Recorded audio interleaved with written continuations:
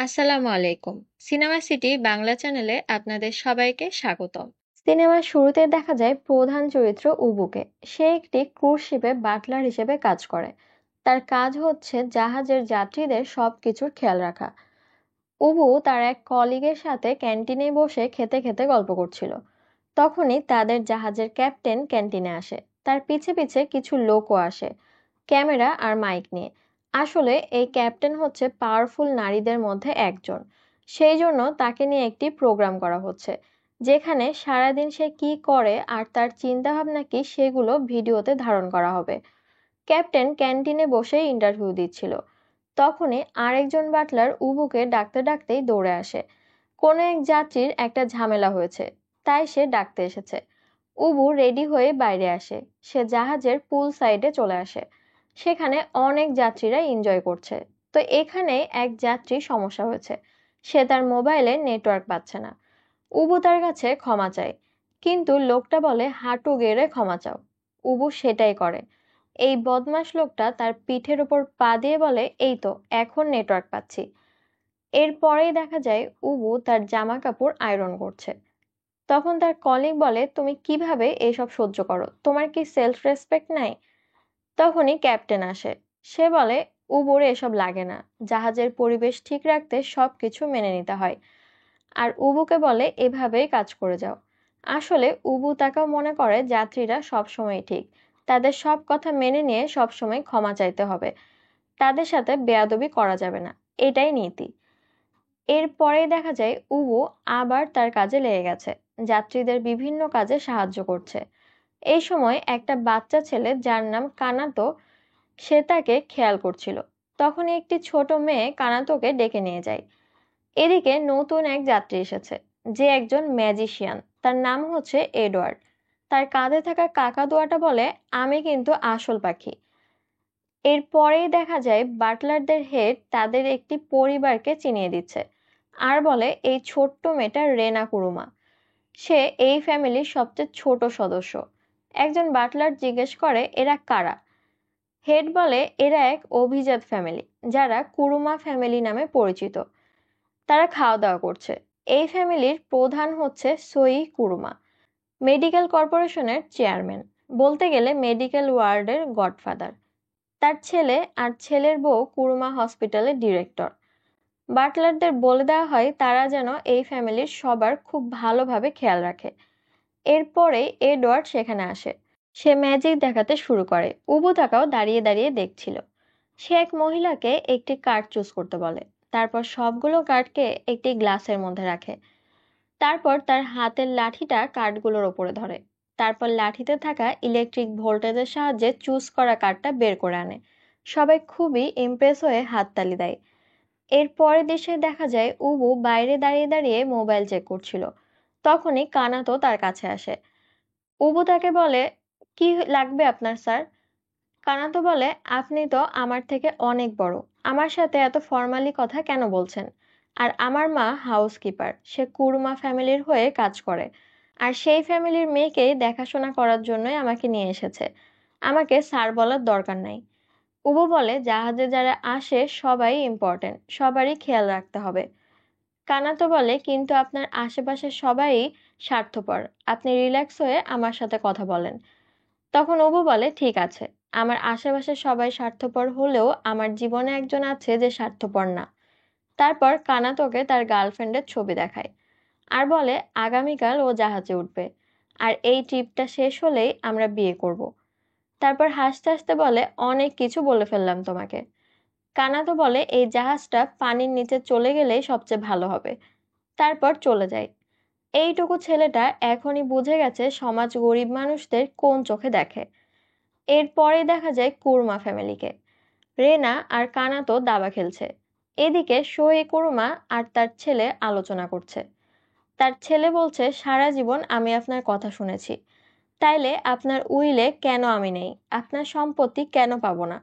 সোই ছেলের কথার কোনো উত্তর না দিয়ে তার কেয়ার গিভার সাকুমোতোকে ডাক দেয়, তাকে ঘরে নিয়ে যাওয়ার জন্য। সাকুমোতো এসে তাকে ধরে ঘরে নিয়ে যায়। সে সাকুমোতোকে বলে, আমি মারা যাওয়ার পর আমার সব সম্পত্তি তোমার নামে হয়ে যাবে। সাকুমোতো বলে, এ কি করে হয়? আপনার ছেলের কি হবে? সই বলে, আমি স্বর্গে যেতে চাই। আসলে উনি এত টাকা পয়সা অসৎ উপায়ে কামিয়েছেন, তাই এখন সব দান করে দিয়ে স্বর্গে যেতে চান। এরপরেই দেখা যায় উবুকে। সে ঘুমানোর প্রস্তুতি নিচ্ছে। তখনই তার গার্লফ্রেন্ড ওয়াকাবা মেসেজ পাঠায় যে কালকে সে আসতে পারবে না, তার একটি আর্জেন্ট কাজ পড়ে গেছে। মেসেজ দেখেই উবু তাকে কল দেয়, কিন্তু পায় না। তারপর ভয়েস মেসেজ পাঠায় যে ঠিক আছে, তোমার কাজ করো ভালো মতো, তাইলে ৪৫ দিন পর আমাদের দেখা হবে, কারণ এই ট্রিপটা ৪৫ দিন ধরে চলবে।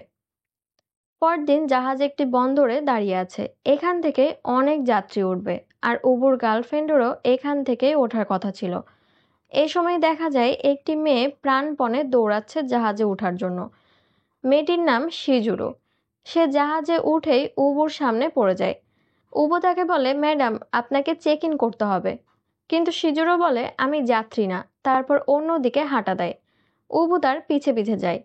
তখন শিজুরো তার ফোনে অন্য একটি মেয়ের ছবি দেখিয়ে বলে, ইনি কোন রুমে আছে, বলেই আবার খোঁজাখুঁজি শুরু করে। ছবিটা দেখেই উবু অবাক হয়, কারণ ছবির মেয়েটা তার গার্লফ্রেন্ড ওয়াকাবা। উবু শিজুরোকে বলে, আপনি আমার গার্লফ্রেন্ডকে কিভাবে চিনেন?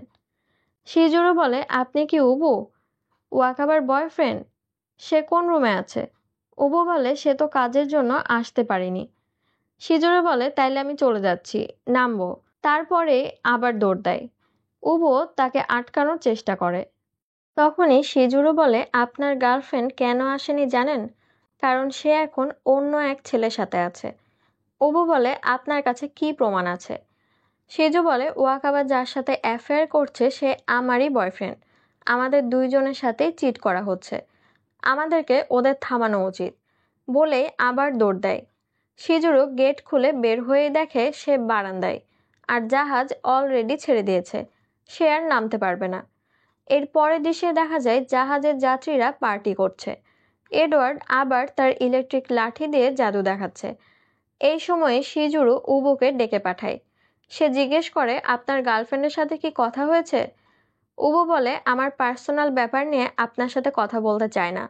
তারপর চলে যায়, কিন্তু আবার ঘুরে আসে। তারপর বলে, আপনার এমন সন্দেহ কেন হলো? শিজুরু বলে, আমার বয়ফ্রেন্ডের অ্যাকাউন্টে আমি লগ ইন করেছি, কিন্তু সে জানে না। আর সেখানেই আপনার গার্লফ্রেন্ডের সাথে আমার বয়ফ্রেন্ডের মেসেজ দেখে ফেলেছি। আপনি দেখতে চান? কিন্তু উবু দেখতে চায় না।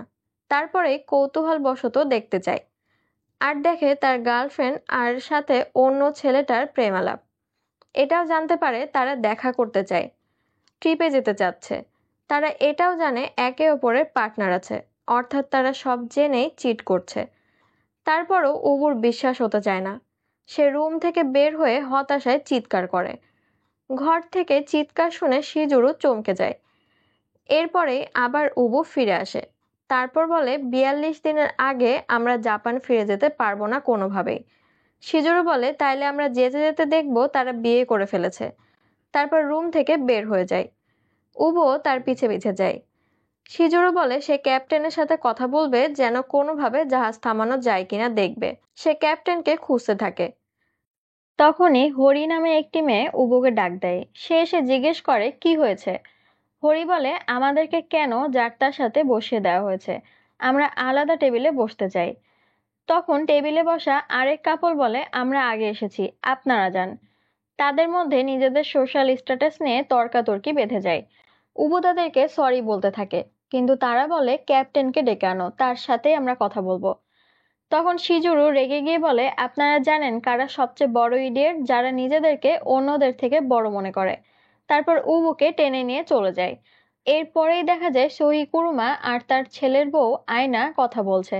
আয়না বলে, রেনা অনেক খুশি, আর খুশি তো হবেই, তার দাদার সাথে ছুটি কাটাচ্ছে যে। তখন সই বলে, আমার কোনো নাতনি নেই। আয়না বলে, কেন, রেনাই তো আপনার নাতনি। তখন সই বলে, আমি জানি রেনা আমার ছেলের মেয়ে না, সে তোমার আর অন্য কারো মেয়ে। এটা শুনে আয়না একটু হাসে। এদিকে বারান্দায় দাঁড়িয়ে শিজুরু উবুকে জিজ্ঞেস করে, এরকম সিচুয়েশনেও তুমি কিভাবে শান্ত আছো? উবু বলে, আমার এখানকার সবার খেয়াল রাখতে হবে। এরপরেই তারা কানাতোকে দেখতে পায়। সেই সময়ে ক্যাপ্টেনের শুটিংও চলছিল। তারপরেই দেখা যায় আয়না আর সই পুলের ধারে দাঁড়িয়ে কথা বলছে। সোই আয়নাকে কিছু বছর আগের একটা কাহিনী শোনাচ্ছে। সে বলে একবার এক মন্ত্রীর এক লোক এসেছিল চিকিৎসার জন্য। মন্ত্রী তাকে পাঠিয়েছিল, আর সেই লোকের দ্রুত অর্গান ট্রান্সপ্লান্ট করা লাগতো, না হয় সে মারা যেত। তখনই সেই সময়কার দৃশ্য দেখানো হয়। সোই বলতে থাকে, আমিও পারফেক্ট একজনকে পেয়ে গেলাম যে অর্গান দিতে পারবে। এক মহিলা রোগী, তার কেবল বিয়ে হয়েছে, তার হাজবেন্ডও তার সাথে ছিল। আমি তাকে বলেছিলাম যে আমি আপনার অপারেশন করব। আমি অপারেশন করব শুনে সেই স্বামী স্ত্রী খুবই খুশি হয়।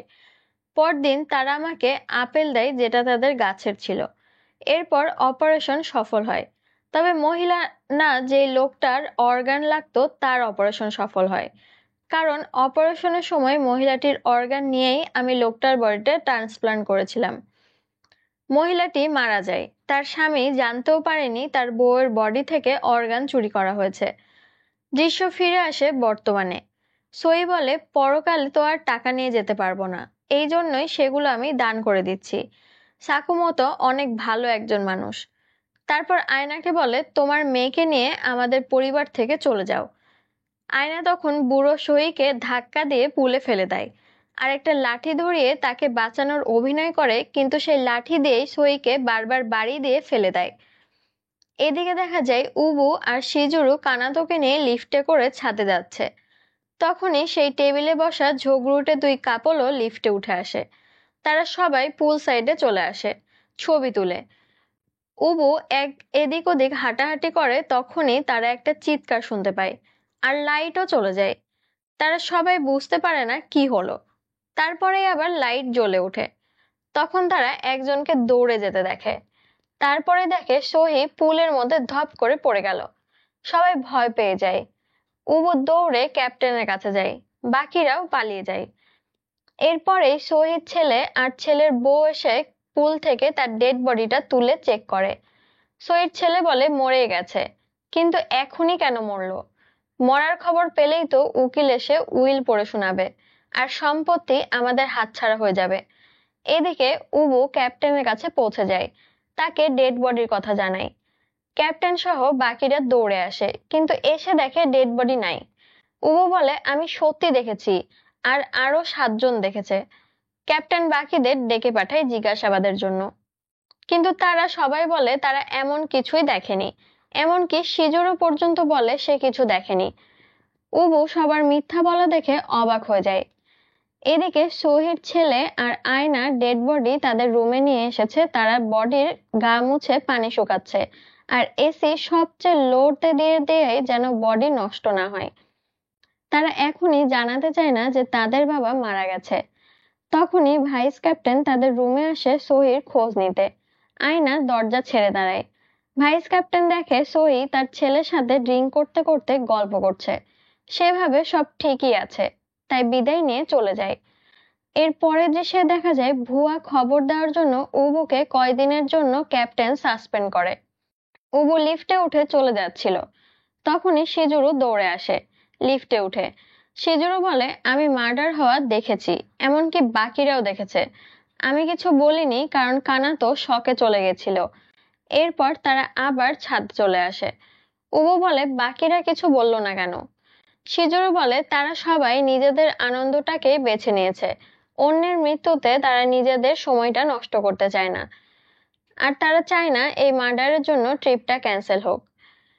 উবু বলে, কিন্তু সবকিছু জেনেও কিভাবে চুপ করে থাকবো? তখন শিজুরু বলে, হ্যাঁ, আমাদের কিছু একটা করা উচিত। চলো আগে ওই 4 জনকে রাজি করাই সত্যিটা বলতে।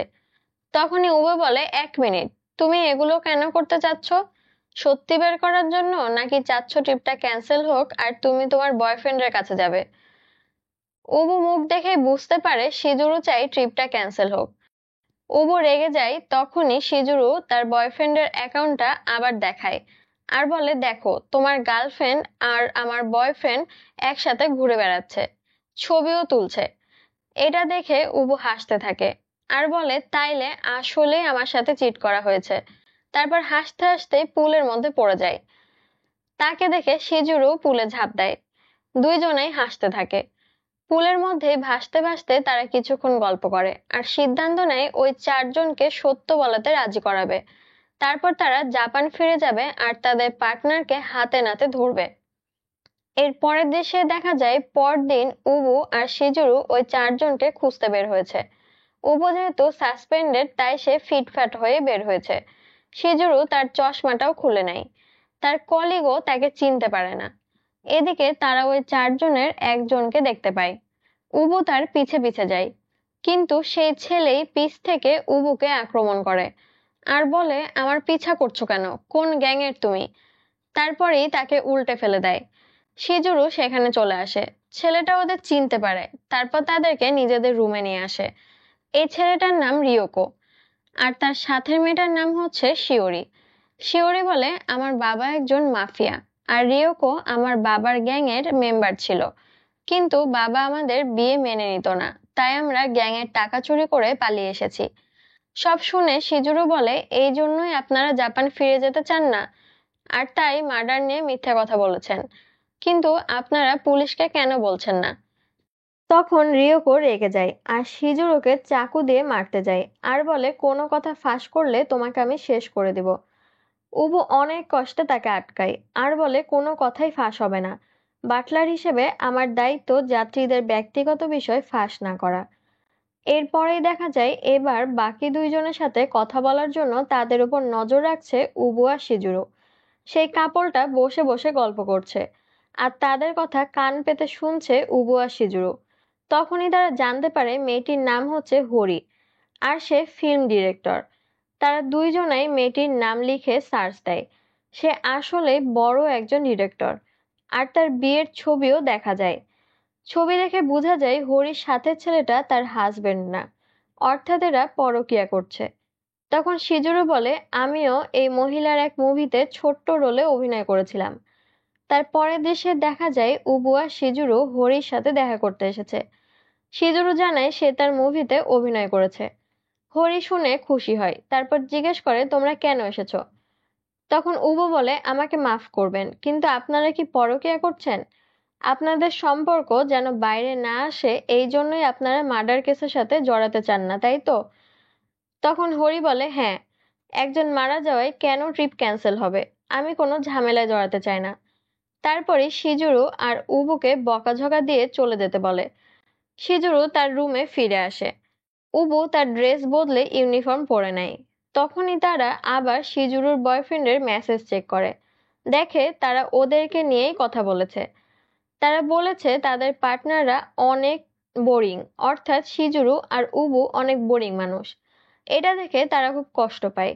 এরপর ঠিক করে যে এবার তারা অনেক এনজয় করবে, তাদের যা মনে চায় সেটাই করবে। তখন উবু বলে, আমি আপনাকে পুরো জাহাজটা ঘুরিয়ে দেখাবো।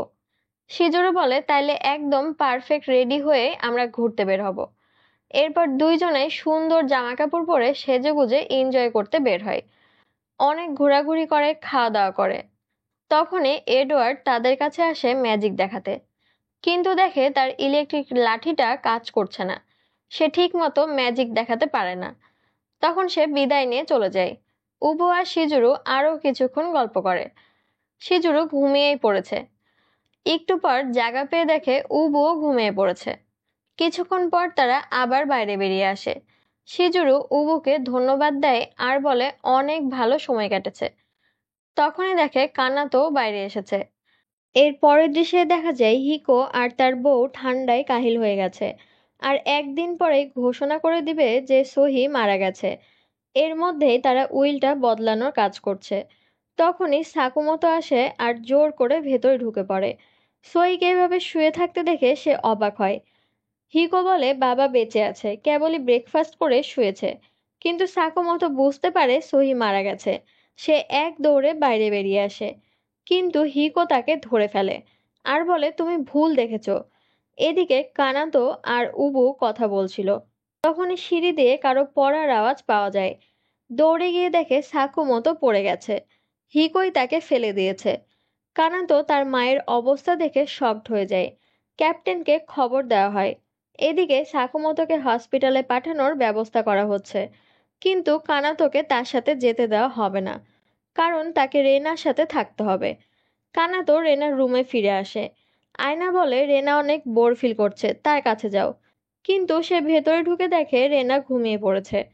এর পরের দৃশ্যে দেখা যায় সিজু আর উবুকে। সহির রুমের সামনে দাঁড়িয়ে আছে। উবু মাস্টার কি নিয়ে এসেছে, তাদের ইচ্ছে ভেতরে ঢুকে রুম চেক করার। কিন্তু মাস্টার কি ব্যবহার করতে উবু একটু ইতস্তত বোধ করছে। তখনই সিজু কিটা নিয়েই রুম খুলে ভেতরে ঢুকে যায়। ভিতরে ঢুকে এদিক সেদিক সহিকে খুঁজতে থাকে, কিন্তু কিছুই খুঁজে পায় না। আর তারা বুঝতে পারে না রুমে এত ঠান্ডা কেন।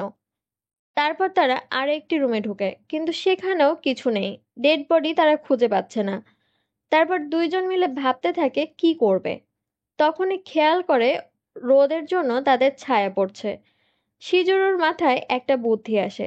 সে ছায়ের একটা কাপল পিক তুলে আপলোড করার জন্য, যেন তাদের পার্টনাররা দেখতে পায়। ছবি তোলার পর বের হতে যায়। তখনই হিকো ভেতরে আসে। তাকে আসতে দেখে শিজুরা আর উবু দৌড়ে অন্য রুমে গিয়ে খাটের তলে ঢুকে পড়ে। হিকো সেই রুমে এসেই খাটের ওপর বসে ফোনে কথা বলতে থাকে। সে উকিলের সাথে কথা বলছে উইল চেঞ্জ করার জন্য। উইল চেঞ্জ করা হয়ে গেলে সে ঘোষণা করে দিবে যে তার বাবা মারা গেছে। ফোনে কথা বলা শেষে সে খুশিতে লাফাতে থাকে, তার উদ্দেশ্য পূরণ হওয়ার খুশিতে। খাটের তলা থেকে সব শুনতে পায় শিজুরো আর উবু। তারপরেই দুইজন দুইজনের দিকে তাকাতে গিয়ে একদম ভয় পেয়ে যায়, কারণ তাদের মাঝেই পড়ে আছে সহির লাশ। এর পরের দৃশ্যে দেখা যায় উবু শিজুরোকে বলছে, আমরা তো সব প্রমাণ পেয়ে গেছি, এখন ক্যাপ্টেনকে জানাতে হবে। কিন্তু দেখে ক্যাপ্টেনই তাড়াহুড়ো করে এদিকে আসছে। উবু বুঝতে পারে না কি হচ্ছে। ভাইস ক্যাপ্টেন বলে সহি কুরমা মারা গিয়েছে। তার মানে উইল চেঞ্জ করতে পারায় হিকো সবাইকে মৃত্যু খবর জানিয়ে দিয়েছে। উবু আর শিজুরু তো অবাক হয়ে যায়। তারাও দৌড়ে যায়। দেখে হিকো ন্যাকা কান্না করছে আর বলছে বাবার হার্টের অসুখ ছিল, হার্ট অ্যাটাকই বোধহয় মারা গেছে। জাহাজের ডক্টর বডি চেক করে আর দেখে হাতে কালো হয়ে আছে। ডক্টর বলে আমি ডেথ সার্টিফিকেট করে দিচ্ছি। তখন হিকো বলে না, আমার বাবার ডেথ সার্টিফিকেট আমিই করব। সেই করতে চাই কারণ সে কোনোভাবেই চায় না তার বাবা যে আরো 2-3 দিন আগেই মারা গেছে এটা কোনোভাবেই ফাঁস হোক। ক্যাপ্টেন দুঃখ প্রকাশ করে সান্ত্বনা দেয়। উবু দাঁড়িয়ে দাঁড়িয়ে হিকোর তামাশা দেখে। এরপরেই দেখা যায় শিজুরুকে তার বয়ফ্রেন্ড কল করছে। দুইবার কল হওয়ার পর শিজুরু কল রিসিভ করে। তার বয়ফ্রেন্ড বলে তুমি কেমন আছো? তুমি হয়তো আমার অ্যাফেয়ারের কথা জানো। আমি অনেক বড় ভুল করে ফেলছিলাম। তুমি আমার জীবনের সবচেয়ে ইম্পর্টেন্ট মানুষ। আমার সাথে দেখা করো প্লিজ। তখনই উবু আসে। শিজুরু রুমে এসে বলে নিশ্চয়ই কিছু একটা গন্ডগোল হচ্ছে। তখনই তার গার্লফ্রেন্ডও তাকে ফোন দেয়।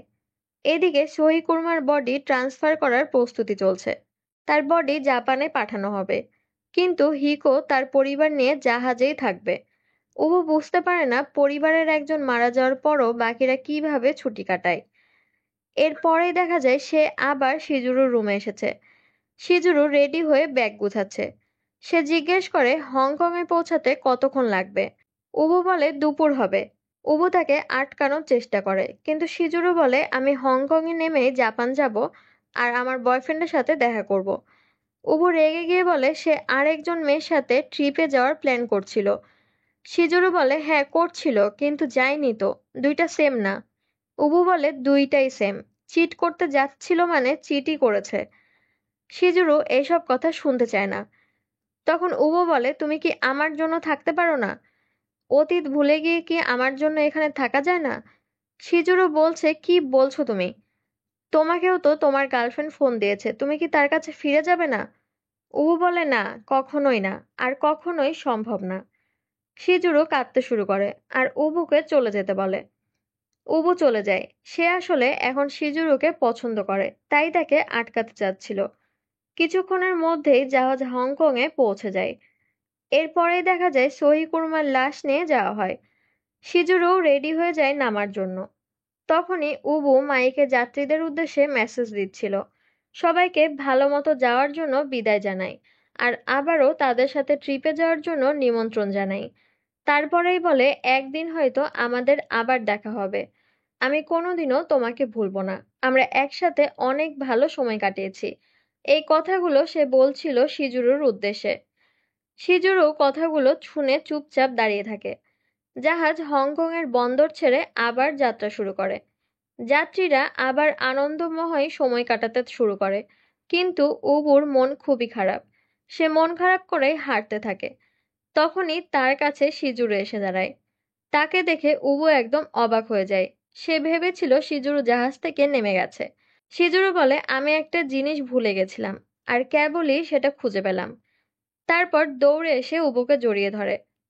সেও বুঝতে পেরেছে যে সে উবুকে পছন্দ করে। অবশেষে তারা দুইজনেই আসল ভালোবাসা খুঁজে পেল। এরপরেই দেখা যায় রেনাকে। সে দেখে কানাতো ফোন হাতে নিয়ে কাঁদছে। সে কানাতোকে জিজ্ঞেস করে কি হয়েছে। কানাতো বলে, আমার মায়ের জ্ঞান ফিরে এসেছে। এদিকে শিজুরু উবুকে বলে, আমার মনে হয় কানাতো রেনাকে পছন্দ করে, কিন্তু সে রেনাকে কিছু বলতে চায় না। এর পরের দৃশ্যে দেখা যায় রিওকি আর শিওরিকে। তারা খুবই খুশি, কারণ তারা জুয়া খেলে অনেক টাকা কামিয়েছে। তখনই রিওকির ফোনে একটা মেসেজ আসে। সে মেসেজ দেখেই ভয় পায় আর ফোনটা উল্টে রাখে, ভাবে শিওরি হয়তো খেয়াল করেনি। কিন্তু শিওরি ঠিকই খেয়াল করেছে। সে ফোনটা নিয়ে বলে, এটা কে তোমাকে মেসেজ করেছে। রিওকি তো ভয় পেয়ে যায়। সে বলে, তুমি যেমনটা ভাবছো তেমনটা না। শিওরি একটা চাকু দেখে বলে, তাহলে কেমনটা? এদিকে রেনা রুমে ফিরে এসেছে। সে দেখে তার বাবা মা নাচ করছে। সে তার রুমে আসে। তার আসলে অনেক মন খারাপ তার দাদার জন্য। সে আবার বের হয়ে তার বাবা মাকে বলে, আমরা কি দাদার শেষকৃত্যে যাব না? তার মা বলে, না, কোনো দরকার নেই। তখন রেনা বলে, কানাতোর মায়ের জ্ঞান ফিরে এসেছে। সাকুমোতোর জ্ঞান ফিরেছে দেখে আয়না আর হুকো টেনশনে পড়ে যায়। সে যদি সত্যিটা বলে দেয়, তারা ঠিক করে কানাতোকে তারা আর রাখবে না। কিন্তু রেনা বলে, না, কানাতোকে ছাড়া আমি থাকতে পারবো না। তারপর কানাতোকে খুঁজতে বের হয়ে যায়। এদিকে বাইরে মেঘ ডাকছে, বৃষ্টি হবে। উবু আর শিজুরু কানাতোকে নিয়ে ভেতরে যায়। তখনই কানাতো রেনার গলা শুনতে পায়। সে রেনাকে খুঁজতে যায়। তখনই উবু দেখে সেই চারজন দৌড়ে তাদের দিকেই আসছে। একজন মোবাইল উবুকে দেওয়ার চেষ্টা করছে, আর বাকিরা তাকে আটকাচ্ছে। তারপর লোকটা মোবাইলটা উবুর দিকে ছুঁড়ে মারে। তাদের কর্মকাণ্ড দেখে উবু অবাক হয়। এদিকে কানাতো রেনাকে খুঁজে পেয়েছে। সে দৌড়ে রেনার কাছে যেতে যায়, কিন্তু তখনই হুকো তার পায়ে বাঁধিয়ে ফেলে দেয়। এরপরে দেখা যায় সেই মোবাইলে কি আছে সেটাই দেখানো হয়। লোকটা তার মোবাইলে একটা ভিডিও দেখায়, যেখানে দেখা যায় সহিকে আলখেল্লা পরা কেউ ধাক্কা দিয়ে পালিয়ে যায়। লোকটা বলে, আমি জানি এই আলখেল্লা পরা ব্যক্তিটা কে। এটা কুরুমা ফ্যামিলিরই একজন। ভিডিও দেখার পরেই উবু আর শিজুরু কুরুমাদের খুঁজতে আসে। বাইরে এসে দেখে কুরুমারা খাওয়া দাওয়া করছে, আর কানাতো মেঝেতে বসে খাচ্ছে। উবু দৌড়ে গিয়ে কানাতোকে তুলতে যায়, কিন্তু হুবু উবুকে ঝাড়ি দেয় আর অপমান করে। কিন্তু এতদিনে উবু প্রতিবাদ করা শিখে গেছে। সে সরি বলে না। শিজুরু কানাতোকে উঠায় আর রেনাকে নিয়ে চলে যেতে বলে। কানাতো রেনাকে নিয়ে চলে যায়। হুকো তাদের আটকাতে যায়, কিন্তু উবু তাকে জাপটে ধরে আর হাত মুচড়ে দেয়। তারপর ধাক্কা দিয়ে দূরে সরিয়ে দেয়। তখনই হুকো বলে, তোমার এত বড় সাহস, তুমি কাস্টমারের সাথে এমন আচরণ করো? তখন উবু বলে, হ্যাঁ, আমরা এখানে কাস্টমারদের প্রভুর মতো ট্রিট করতে চাই, কিন্তু আপনি কোনো প্রভু না। এর পরের দৃশ্যে দেখা যায় সবাই এক জায়গায় জড়ো হয়েছে। উবু মোবাইলটা হুকোর সামনে রেখে বলে, এই ভিডিওতে আপনাদের ক্রাইম ধরা পড়েছে। এটা শুনেই আয়না উঠে দাঁড়ায় আর বলে, আমি রুমে গেলাম, আমি এসবের মধ্যে নেই। হুকো বলে, তুমি কেন যাবে? আয়না বলে, তোমার বাবা মারা গেছে, তোমার বিষয়। তখনই ক্যাপ্টেনও সেখানে আসে আর বলে, তোমরা সবাই এখানে কি করছো? ও বলে, ক্যাপ্টেন, এই ভিডিওটা দেখুন। ক্যাপ্টেন শহীর পানিতে পড়ে যাওয়ার ভিডিওটা দেখে। হরি বলে, এরা দুইজন মার্ডার করেছে। হুকো বলে, আমি কিচ্ছু করিনি। আয়নাই বাবাকে ধাক্কা দিয়ে পানিতে ফেলে দিয়েছে, আমি নিজে দেখেছি। এদিকে ক্যাপ্টেন এসবে জড়াতে চায় না। এতে করে জাহাজের রেপুটেশন যদি খারাপ হয়ে যায়। উবু বলে, এরা মার্ডার করেছে, একটা কেস আপনার জাহাজ ডুবিয়ে দিবে না। তখন ক্যাপ্টেন হুকোকে জিজ্ঞেস করে, খুলে বলো। তখন হুকো বলে, আমার কাছেই একটা ভিডিও আছে। আয়নাই বাবাকে ধাক্কা দিয়েছে, কারণ বাবা জেনে গিয়েছিল রেনা আমার মেয়ে নয়। তারপর তার কাছে থাকা ভিডিওটা দেয়, যেটায় দেখা যাচ্ছে আয়নাই ধাক্কা দিয়ে ফেলে দিচ্ছে সইকে। কিন্তু আয়না বলে, আমি খুন করিনি। শিজুরু বলে, দুইটা ভিডিওই আমরা আবার দেখি। তারপর আবার সবাই ভিডিও চেক করে। তখন খেয়াল করে দুইটা ভিডিওতে চাঁদ দুই পাশে। তারা বুঝতে পারে না এটা কিভাবে সম্ভব। তখন ক্যাপ্টেন বলে, আমি ওই দিনই এই সময় জাহাজের দিক ঘুরিয়েছিলাম। অর্থাৎ একটা ভিডিও জাহাজ ঘুরানোর আগে ধারণ করা হয়েছে আর আরেকটা পরে। তার মানে সহিকে দুইবার পানিতে ফেলা হয়েছে। আয়না বলে, তাইলে আমি তো খুন করিনি, আমি ফার্স্টে ফেলে দিয়েই রুমে চলে গিয়েছিলাম। হুকো বলে, আমিও তো তোমার সাথেই রুমে ছিলাম। তারপর বলে, বাবার লাংসে পানি ভর্তি ছিল না, তার মানে পানিতে পড়ার আগেই সে মারা গিয়েছে। আর বাবার হাতে কালো দাগ ছিল, মনে হয় কিছুতে শক খেয়েছিল। ইলেকট্রিক কারেন্ট হতে পারে। সবাই চিন্তায় পড়ে যায় এটা কিভাবে সম্ভব, আর কিভাবেই বা মারা গেল। তখনই ম্যাজিশিয়ান এডওয়ার্ড সেখানে আসে, আর তার হাতের লাঠিটা দেখিয়ে বলে, আমি সহিকে মেরেছি। পুল থেকে উঠার জন্য আমার লাঠিটা দিয়েছিলাম, আর লাঠি ধরার পর এটার ইলেকট্রিক কারেন্টে শক খেয়ে সে মারা গিয়েছে। সবাই তো অবাক হয়ে যায়। তখনই দেখানো হয় সহি কিভাবে মারা গেছে।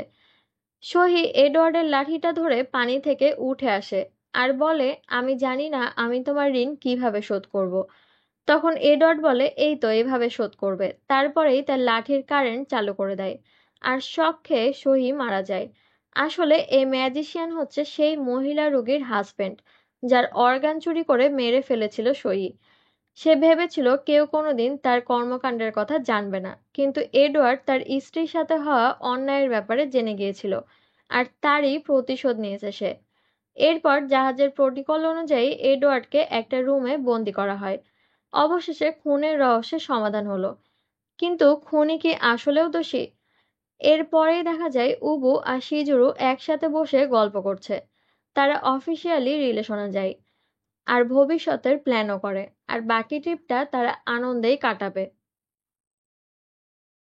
আজ এখানেই বিদায় নিচ্ছি। আবারও ফিরে আসবো নতুন গল্প নিয়ে। লাইক, কমেন্ট, সাবস্ক্রাইব করে সিনেমা সিটি বাংলার সাথেই থাকুন। আর নতুন ভিডিওর আপডেট পেতে পাশের বেল আইকনটিতে ক্লিক করে রাখুন। দেখা হচ্ছে পরের ভিডিওতে।